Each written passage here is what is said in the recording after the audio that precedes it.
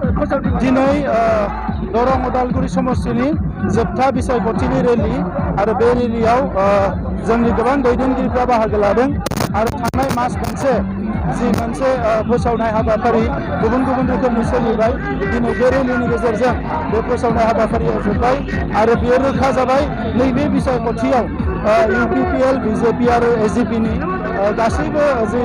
मावथि बिबानगिरिफोर लोगोसे रायजो राजाफ्रा जोबोद रंजानायजों बिसायख'थिनि फोसावदिं हाबाफारिखौ मावगासिनो दङमोन आरो बेनो रोखा जे जोंनि जि बिजाथि बियो गोबां भटआव देरहागोन बियो रोखा जाबाय आरो फैबाय थानाय समाव जोंनि माहारिनि माखासे जेंनाफोरखौ सुस्रांनांगौनि थाखाय प्राइम मिनिस्टार नरेन्द्र बिटि बिथांजों जोङो थाफादों जोंनि हम मिनिस्टार अमित शाह बिथांजों जोङो थाफादों लोगोसे आसामनि chief minister doctor Himanta Biswa Sharma बिथाङा जोंनि जेंनाफोरखौ जोबोद मोजाङैनो मिथिगौ दा बेनिखायनो जोंनि जेंनाखौ सुस्रांनायनि थाखाय जोङो नैबे बिसायख'थियाव खौसेयै जोङो गेलेदों आरो बेवहाय